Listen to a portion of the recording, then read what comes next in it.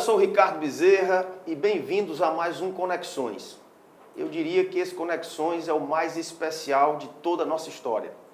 Nós vamos conhecer a história do maior político cearense de todos os tempos, na minha opinião e na opinião de muita gente, governador do estado do Ceará por 3 mandatos, 2 vezes senador da República, ex-presidente de um grande partido nacional e, repito, um dos maiores cearenses e o maior cearense vivo da atualidade. Poxa. Eu estou falando com sinceridade do meu coração, do senador Tasso Ribeiro Gereissati. É uma honra muito grande, senador, estar aqui podendo conversar com o senhor. Não, eu que agradeço e agradeço a generosidade das tuas palavras, que realmente deixa a gente até meio embaraçado. Mas, enfim, eu sei da sua ligação, inclusive, com a minha família, então talvez deva a isso essa generosidade toda. Mas, de qualquer maneira, muito obrigado e é um prazer estar aqui batendo esse papo com você. Eu me lembro muito da sua primeira campanha, o Tasso, o galeguinho dos olhos azul, né? E agora eu estou vendo que realmente é azul, é a primeira vez que ele está vendo de perto aqui. E repito, uma honra conversar com o senhor. Senador, mas vamos começar pelo começo. Eu queria que o senhor mostrasse para os nossos milhares de telespectadores, ouvintes, internautas, como é que foi o início da sua vida, a sua infância, os seus estudos. O senhor, para quem não sabe, perdeu o pai muito jovem, com 14 anos de idade apenas. Eu queria que o senhor relembrasse esses momentos importantes da sua vida. Bom, eu posso dizer que eu tive uma infância muito feliz. E como você disse, meu pai morreu muito cedo. Meu pai tinha 46 anos quando faleceu. Naquela época faleceu do coração. Naquela época não existiam os recursos que existem hoje. Minha mãe era muito moça também, tinha 37 anos, hoje seria uma garota. E teve a responsabilidade de ficar com 6 filhos. O mais velho, meu irmão Carlos, tinha 16 anos, eu tinha 14. E a mais nova, a Lia, que é a mãe do João, que você chamou de Joãozinho, tinha 9 anos, se eu não me engano.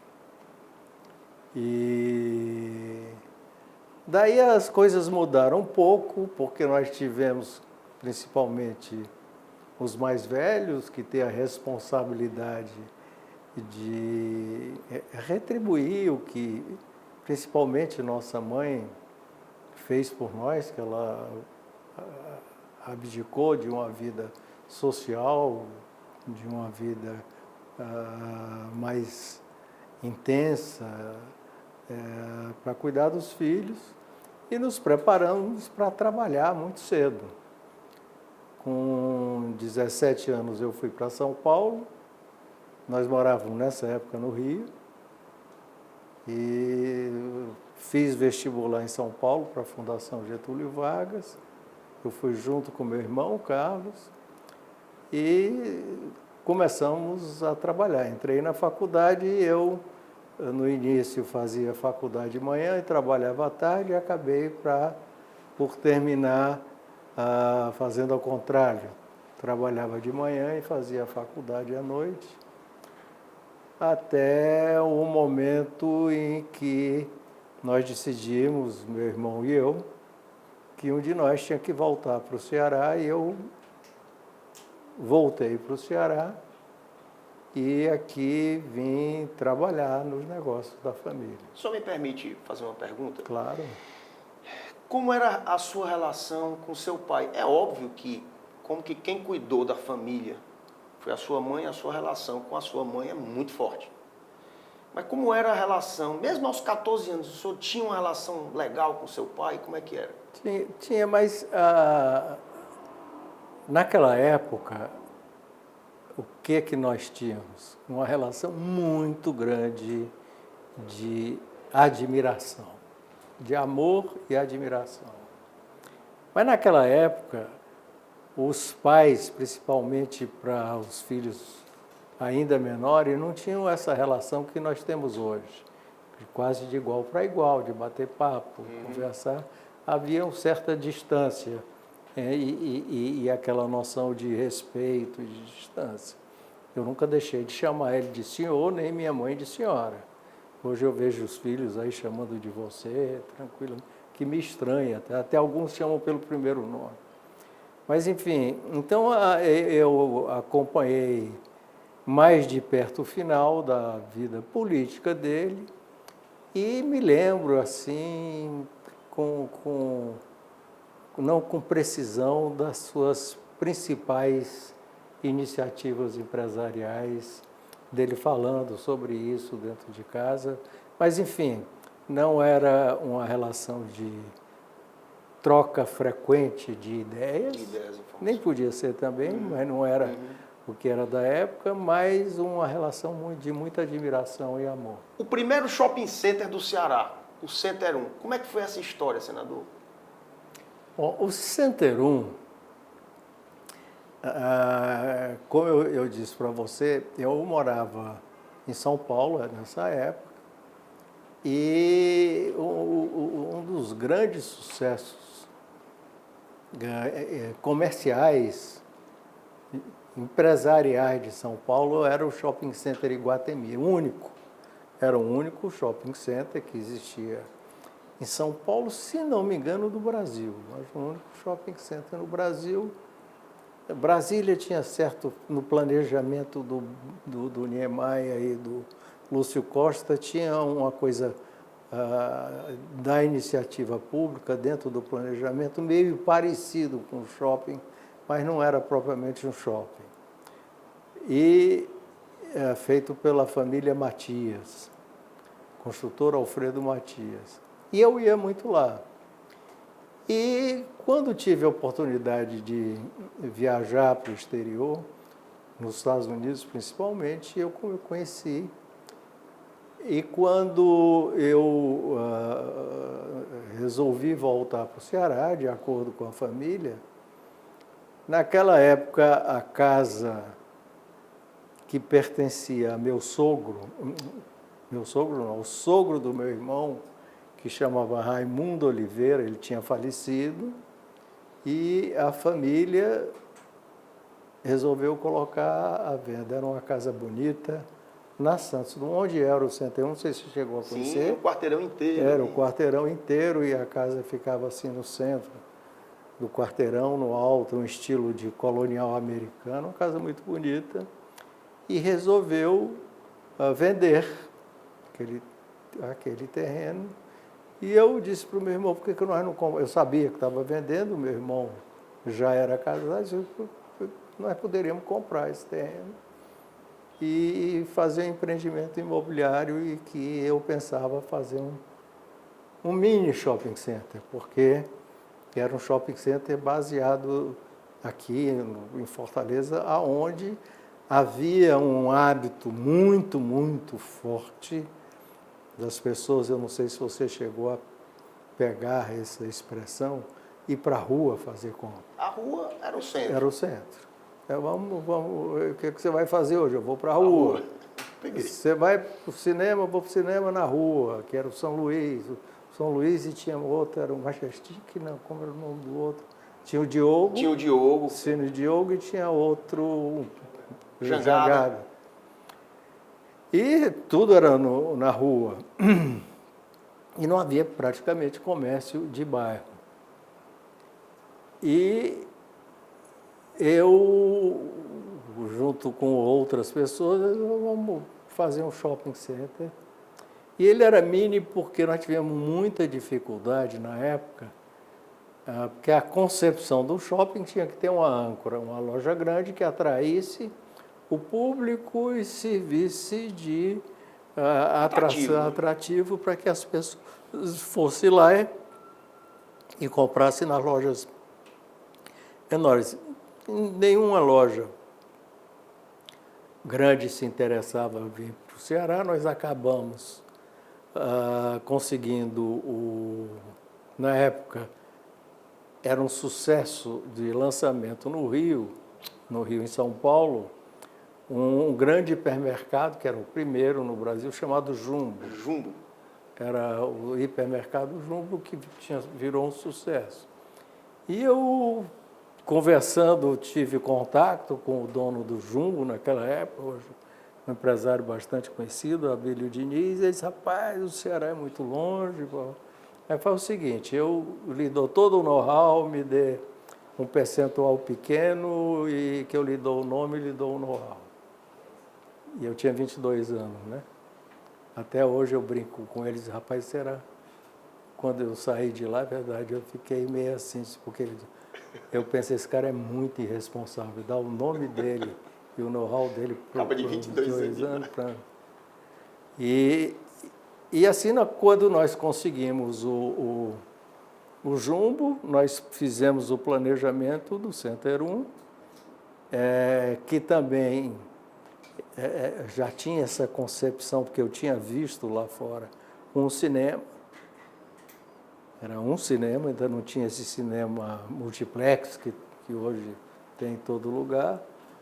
E junto com dois jovens, três, com o Jumbo e a ajuda deles e a liderança deles, nós fizemos.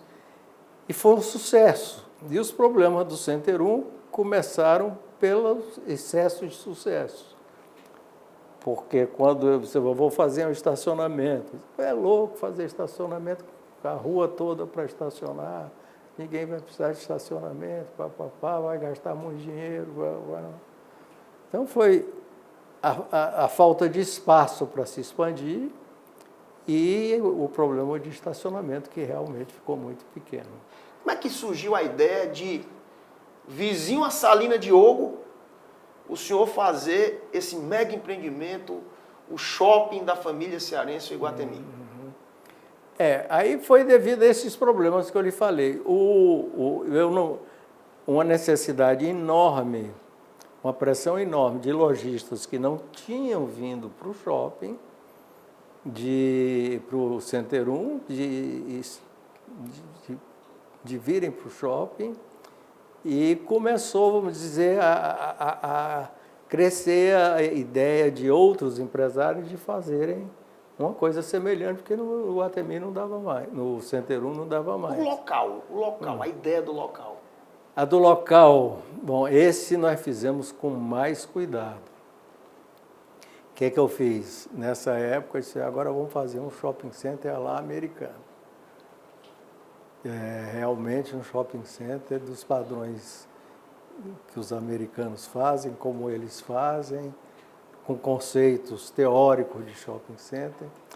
E eu contratei uma empresa americana, uma consultoria americana especializada em shopping center e que tinha uma experiência de muitos anos, desde praticamente o início da era de shopping centers americano. E primeiro eu fiz uma visita aos Estados Unidos com eles, em que percorri alguns estados americanos com eles como guias ou professores. Esse shopping center deu certo por causa disso, esse não deu certo, esse é um shopping para mais alta renda, esse é um shopping mais popular.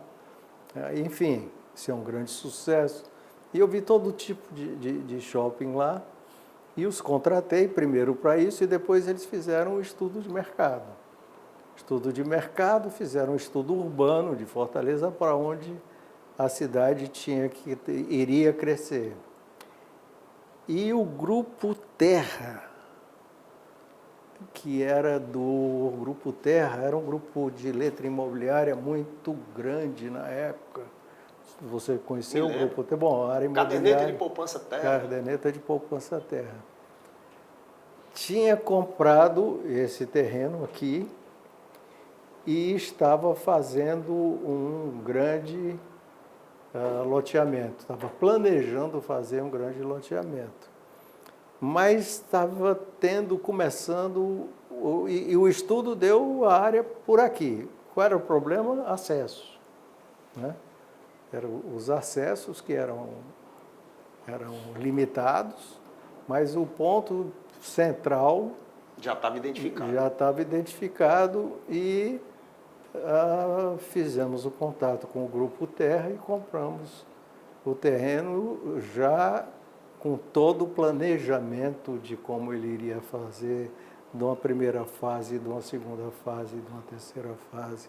Aí já com outra visão das lojas âncoras em relação a Fortaleza, nós trouxemos a Mesbla para a primeira loja fora de centro da Mesbla, uma loja muito grande, que era a grande loja de departamento do Brasil na época.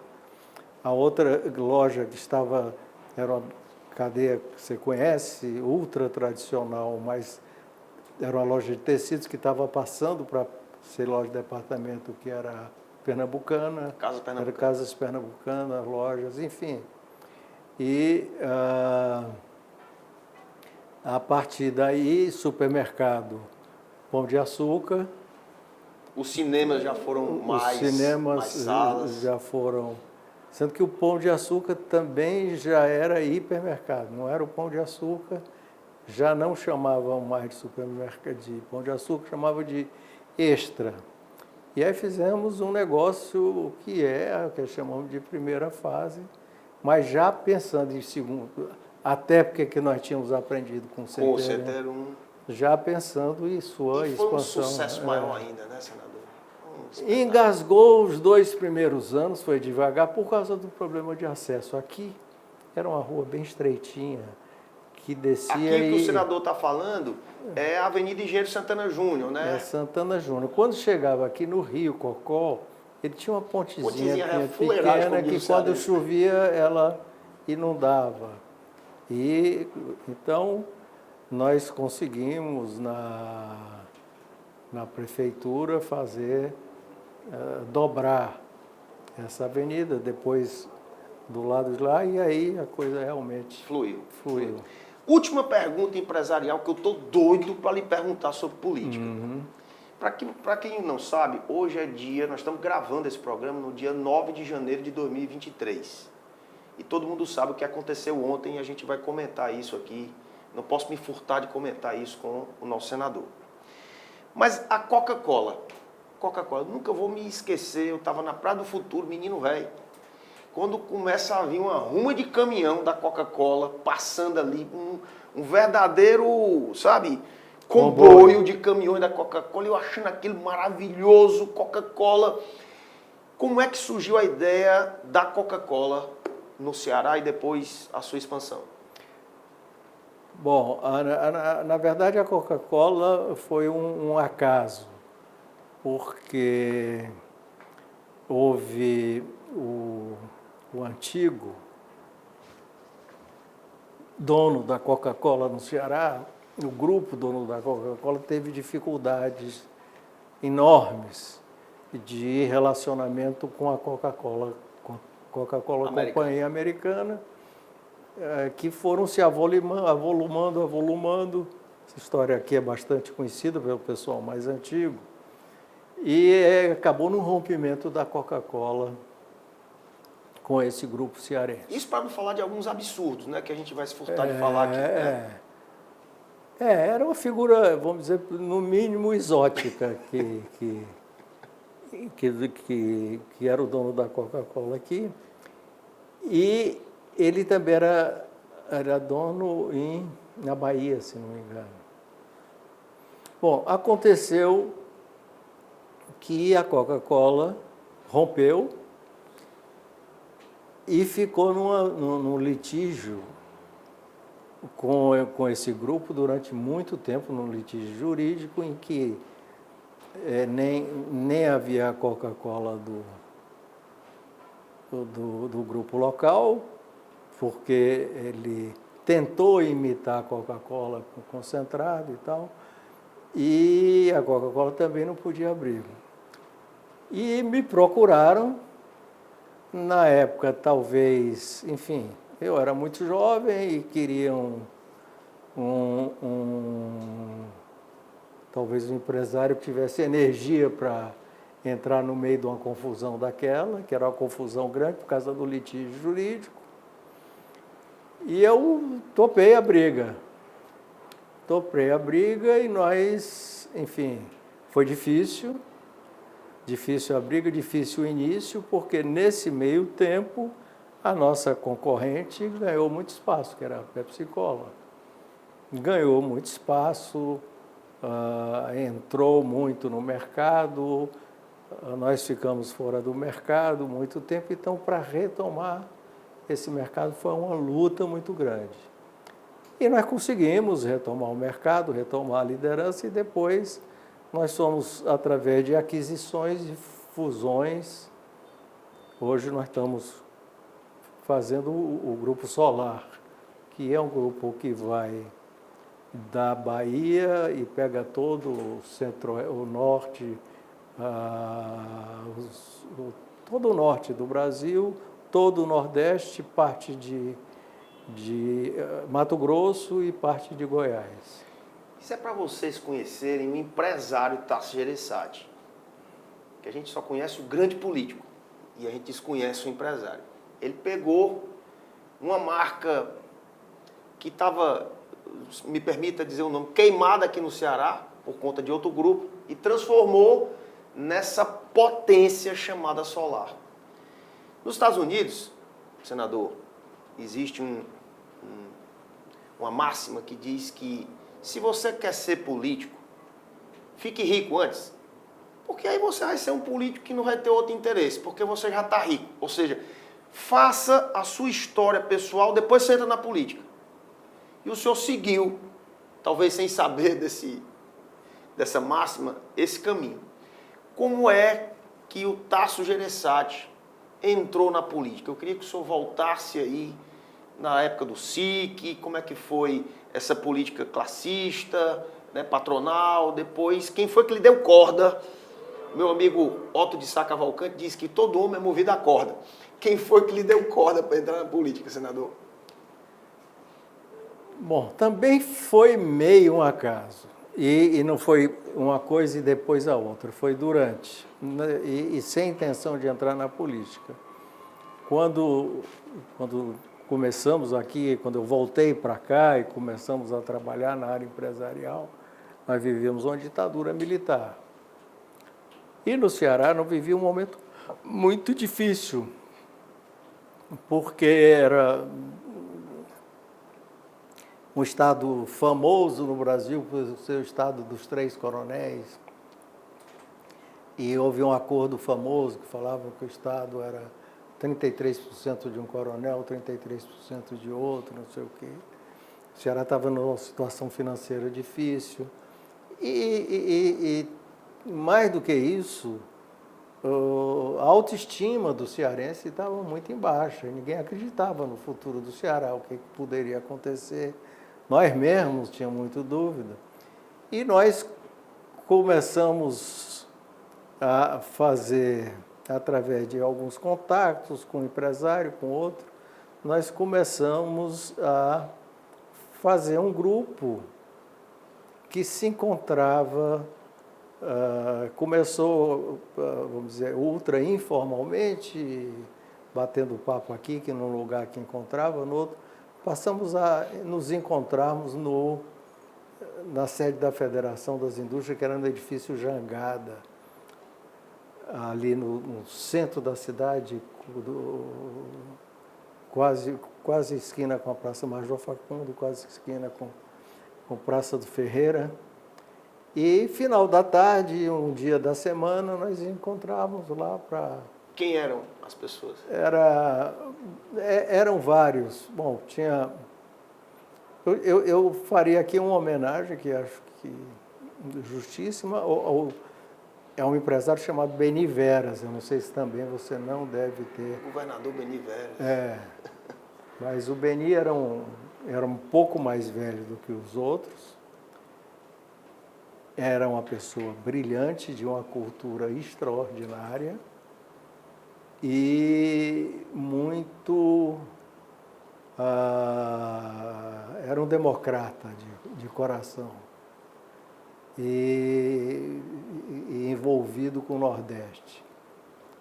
E a grande discussão nossa era justamente o futuro do Nordeste. Essa discussão evoluiu para um pensamento que, sem democracia, o Nordeste não tinha espaço e nós não cresceríamos, não teríamos condições de sair daquelas condições que nós vivíamos sem que houvesse uma abertura democrática. Então, isso naturalmente levou a umas discussões mais políticas.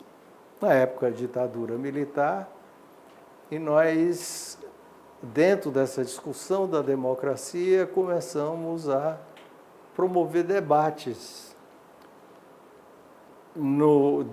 Esse grupo, que o presidente da federação era o José Flávio Costa Lima, que viu que esse grupo batia papo ali, disse: vocês não querem assumir o SIC, que é a entidade mais antiga industrial do Ceará, é o SIC, não a Federação das Indústrias. A federação é depois que foram formadas as federações, as confederações oficiais. Aqui quem fundou o SIC foi o Valdir Diogo, o pai, o patriarca. Não, com certeza o pai. O Valdir já estava... Valdirzinho já é mais o pai. Talvez o pai ou o avô, não sei. Acho que tem mais de 100 anos o SIC. E aí essa garotada assumiu o SIC. E nós usamos justamente a estrutura do SIC para começar a fazer debates. Aí esses debates foram evoluindo, acabaram, como todos nós éramos muito jovens e muito audaciosos, começamos a trazer as pessoas de todas as ideologias, de todas as correntes de pensamento do Brasil, da esquerda à direita, jornalistas, intelectuais, políticos. Exemplo da esquerda e um exemplo da direita? Não, o exemplo da esquerda acho que foi o próprio Lula e o Brizola. O Lula não era tão perigoso, entre aspas, do que o Brizola. O Brizola era, naquela época, o grande receio Então, ele, assim que chegou no Brasil, na anistia, nós chamamos ele para vir aqui. E ele veio aqui em Fortaleza falar no SIC. O Lula também, o senhor chamou? O Lula também. Os grandes intelectuais da época, líderes. E teve um movimento dos 8 de São Paulo, que eram os maiores empresários de São Paulo, que se uniram num grupo também pedindo a democracia, a redemocratização. E nós convidamos um a um que eles viessem aqui, e nós acabamos nos coligando, porque eles acharam extraordinário que no Ceará, lugar que a indústria ainda era nascente, não tinha essa expressão toda, um grupo de industriais, empresários, tivessem aquela visão que eles estavam dando, já que eles eram praticamente os maiores e mais importantes empresários do Brasil. E aí nasceu essa integração, chegou a questão da direta, a oposição estava destruída aqui, porque era a Arena e o MDB praticamente destruído pelo coisa, gente muito boa, mas muito poucos, 2 ou 3 prefeitos. O Mauro Benevides, que tinha sido senador, eleito numa onda de oposição, que praticamente todos os senadores foram eleitos da oposição, mas não tinha uma estrutura, não tinha nada, os empresários não apoiavam o MDB, todos eram mais ligados à Arena, com medo da repressão. E nós resolvemos apoiar primeiro as diretas já. Então, nós praticamente colideramos o movimento de diretas já aqui no Ceará. E aí fizemos um contato muito perto com os políticos, não só daqui, como fora daqui, de oposição. E, quando não deu certo as diretas, apoiamos a candidatura do Tancredo, que também não tinha uma base aqui, e nós fizemos o movimento Tancredo Neves aqui. O senhor chegou a ser filiado ao PP do Tancredo, não? Não, mas naquela época, eu acho que o Tancredo já era PMDB, não era mais PP. Era na época da candidatura dele. Acho que depois, senador. Acho que era PMDB no começo. Eu acho. Eu acho que O senhor está vendo que eu estou lhe testando, né? Claro. Mas minha memória não está boa mesmo. Está assim, excelente, está melhor do que isso, né? impossível. E aí, bom, nós tivemos um contato com um grupo que fazia a candidatura do... E coincidiu também que naquela época, o nosso governador de então era o Gonzaga Mota, nosso amigo, que nós tínhamos mais ou menos da mesma geração, ele um pouco mais velho. E o Gonzaga tinha sido eleito num acordo entre o Adalto Bezerra, o Virgílio Távora e o César Carlos, que eram chamados os três coronéis. O porquê desse acordo? Porque os três estavam, cada um reclamando para si o governo do Estado que era apontado pelo governo central, pela ditadura. Como eles não chegaram a um acordo, eles escolheram um terceiro, que era o Gonzaga Mota, um técnico, e dividiram, aí veio a história do 33, e dividiram que o Gonzaga teria que dar 33% da secretaria, dos cargos, para cada um dos três. Embora ele fosse ligado mais ao senador Virgílio Távora, né? Embora ele tivesse uma ligação maior com o Virgílio, com certeza.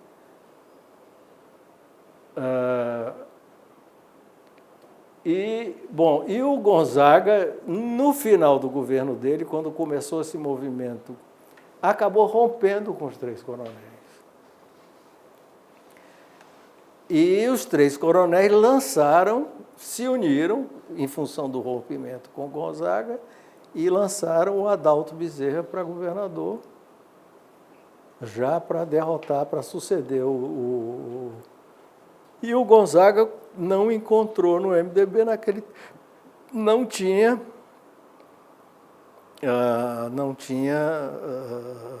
estrutura, como eu disse. Nem estrutura, nem recursos, nem políticos, enfim. E teve a ideia, e o Gonzaga é um sujeito muito inteligente, muito preparado, um bom economista e muito criativo. Ele e também muito audacioso. O Gonzaga sempre fez coisa muito audaciosa. E resolveu lançar alguém fora da política tradicional. Detalhe, né, senador? Não tinha reeleição naquela época. Não. Então resolveu chamar alguém da coisa. E como nós estávamos muito integrados com a oposição, em função de tudo isso que eu falei, direta, e com ele também, porque ele também foi nessa linha, ele lembrou de pegar alguém do SIC. E, por algumas razões, ele pensou no meu nome e me chamou. Me permita fazer uma pausa, até para a gente beber uma águazinha. A conversa é tão boa que ela vai fluindo e o tempo vai passando e a gente não vai percebendo. Vamos fazer uma pausa e a gente volta já já com esse bate-papo que foi o melhor, está sendo e vai ser por muito tempo o melhor Conexões da história. A gente volta já já.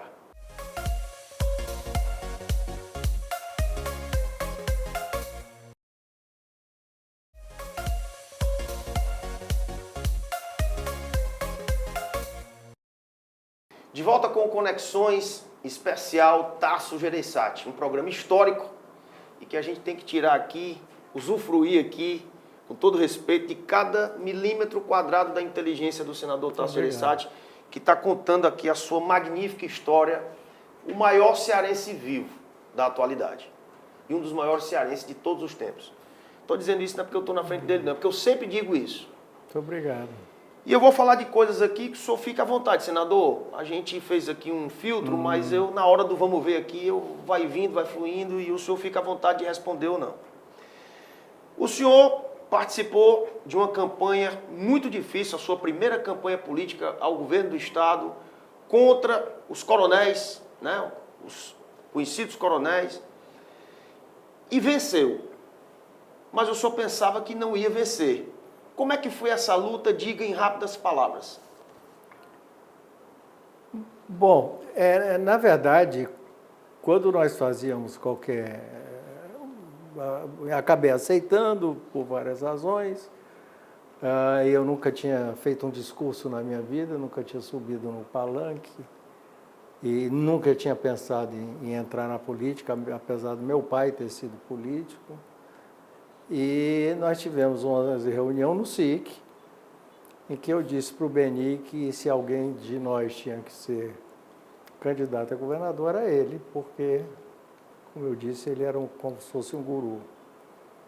E desse grupo fazia o Amarílio Macedo, o Sérgio Machado, o Assis Machado, o Byron, eu tenho medo de esquecer, Lauro Fiuza, enfim, desse grupo resolveu, disse, vamos para marcar uma posição, vamos mostrar para o cearense que política daqui não só são esses três dividindo o cargo, não é dividindo o cargo, vamos levar a proposta, e eu topei.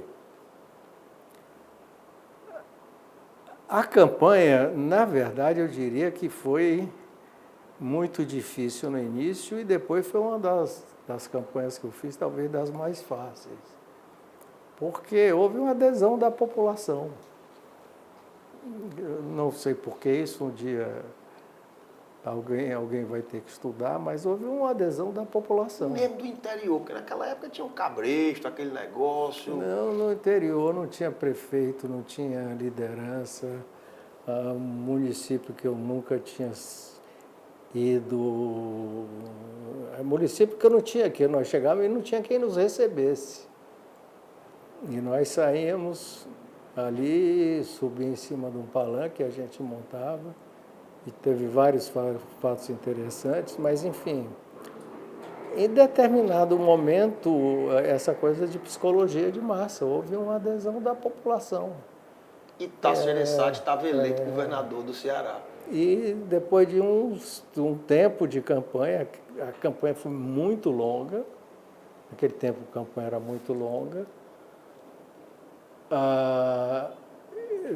era o princípio da televisão também, não sei se era o princípio, já tinha televisão mais liberado, porque antes tinha um negócio de um retrato e dizia fulano de tal, mas essa é o que tinha mais... Foi mais profissional, vamos Foi dizer mais assim. profissional. Né? Tinha... Nós tivemos um certo profissionalismo que os outros não tinham.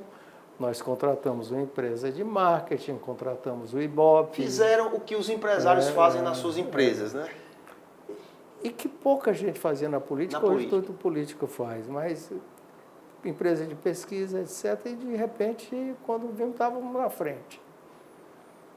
E aí realmente ficou difícil segurar. Houve veja você como é a vida, houve um determinado momento que parou de crescer porque no interior, principalmente na região do Cariri, tinha a lenda de que o padre Cícero dizia que para os fiéis prestarem atenção que ia aparecer um anjo de olho azul, que era o diabo, que era o comunismo, que ia chegar, mas vinha disfarçado de... Isso foi a única coisa que pegou. Chegou a afetar, realmente deu. Chegou a afetar, não de cair, mas de parar o crescimento. Havia muita, hoje menos, ainda existe no interior, mas aquele misticismo do negócio do diabo, do padre Cícero e tal. E quem me ajudou muito foi porque a visão que o comunismo era contra a religião, contra os católicos. E quem me ajudou muito a desfazer isso foi o Dom Aloísio, que permitiu que ele não chegou a dar declaração, mas permitiu aparecer na televisão me dando a comunhão. E aí... Amenizou um pouco esse... Aí mudou, né? Totalmente. Amenizou não, mudou totalmente. E Dom Aloísio, eu acho que você chegou a conviver com Dom Aloísio. Sim, Dom Aloísio. Dom Aloísio era beijei a mão de Dom Aloísio. Era quase que uma lenda, que não era Infelizmente, depois ainda não tivemos nenhum arcebispo que tivesse o carisma dele. Como é que foi assumir o governo do Estado? Como é que foi a sua primeira gestão? Um impacto de um empresário governador do Estado. O que é que o senhor tomou de decisão para mudar essa face do Ceará definitivamente? Bom, primeiro foi a escolha do secretariado, com a participação muito ampla da sociedade cearense, em que nós ouvíamos grupos ligados à educação para escolher o secretário de Educação, a saúde, para escolher o da saúde, etc. E essa escolha foi muito na procura dos melhores, boa parte deles técnicos, e alguns políticos também que tivessem uma vocação para aquela área. Por exemplo, nós colocamos um grande político, antigo político da oposição aqui, que era do nosso lado, que era o Barros Pinho. Chegou o Barros Pinho na cultura. Era poeta, etc. Me lembro como se fosse hoje, senador. Tudo que o senhor está falando aí, eu me lembro milimetricamente. Eu sou seu fã, rapaz. Sou seu fã. Mas a idade é que é pouca, a diferença é que é grande. E fizemos como exemplo. Bom... Lima Matos. Lima Matos, que eu conheci ali. Era do Banco do Nordeste, se não me engano. Ele era do Banco do Nordeste. Mas Lima Matos não era político, era um técnico. Da fazenda. Bom, foi feito o secretariado e aí começou já com problemas, segundo escalão, que era presidência de Coelce, presidência de Cagesse, enfim, todos o segundo escalão, que era muito grande, em que eu recebi, na época, uma comissão de deputados estaduais, e essa comissão de deputados estaduais trazia a lista dos nomes que eu deveria nomear. Daí teve o primeiro conflito, né? Nós demos uma certa independência aos secretários, e esses secretários fizeram uma opção técnica dentro das suas secretarias, dentro de um organograma que nós tínhamos. Mas não tínhamos o maior problema, era o atraso do funcionalismo. E algumas categorias, como os professores, já estavam atrasados, acho que quase um ano, mais de 6 meses. Eu me lembro da Gonzagueta, se lembra? Das Gonzaguetas. Esse atraso fazia que os funcionários públicos, para poderem sobreviver, eles recebiam um papel chamado de Gonzagueta, que você usava nas lojas, e as lojas podiam depois receber do Estado. Então, nós resolvemos fazer um recenseamento dos funcionários do Estado. Qual é o verdadeiro quadro de funcionários? Eles tinham uns fantasmazinhos, né? Não, muito fantasma. Bom, então começamos a levantar quantos eram, quem não aparecia faz tempo. Organizar o meio de campo, né? Secretaria por secretaria, departamento a departamento, Estado a departamento. E nós chegamos a um número aproximado, vou dizer aproximado, de 30 mil funcionários que não apareciam. Meu Deus do céu. Nunca, ou apareciam de vez em quando. Então, essa foi a primeira lista. Nessa lista, nós demos 30 dias para os funcionários aparecerem, senão seriam demitidos. Então, houve uma leva de demissão muito grande. Quando fizemos esse recenseamento, verificamos também que tinham funcionários com 2, 3, 4, 5, 6 empregos. Evidente que a pessoa não podia trabalhar em 6 empregos. E aí, fomos fazendo uma escala nessa linha e nós conseguimos dar uma enxugada na folha só de quem não trabalhava. Existe muita gente, você foi duro com o funcionário. Eu não fui duro com o funcionário. Eu fui duro com quem não trabalhava do funcionalismo público. o mais interessante, nós tínhamos funcionário morando em Paris, nós tínhamos funcionário morando em Nova York, mais de um, para você ter uma ideia de como era. E a fazer um esforço do outro lado na arrecadação da fazenda, de fazer, que o Lima Matos foi muito bem, de fazer uma profissionalização e um sistema de arrecadação ultra profissionalizado, que deu um aumento de receita grande, que também causou insatisfação evidente. Faz parte. E daí eu acho que mais ou menos 6 meses nós conseguimos equilibrar as contas. Equilibrar as contas, já sobrar um pouquinho e começar a pagar o funcionalismo, mas pagar o atrasado. E chegamos no final do ano tendo pago o atrasado e em dia, pagando em dia o funcionalismo da época. Qual foi, na sua própria opinião, o seu maior legado como governador, as suas maiores obras, aquilo que realmente lhe traz satisfação e que o povo reconhece como as suas maiores obras? Olha, é difícil dizer, porque eu acho que nós conseguimos trabalhar em várias áreas, mas para minha realização pessoal, aquilo que eu boto a cabeça no travesseiro e digo, meu Deus, consegui isso, e dever cumprido, é a redução drástica da mortalidade infantil. Antes de eu assumir o governo do Estado, da primeira vez, quando nós tínhamos essas conversas, o Ceará era conhecido, não só o problema de ser conhecido, mas que era uma realidade por ter uma mortalidade infantil semelhante às da África. E a própria Unicef, você conhece, é um organismo da ONU internacional, no final do meu governo, preparou um relatório como o melhor programa infantil do mundo, com melhores resultados, que nós ganhamos uma placa da ONU.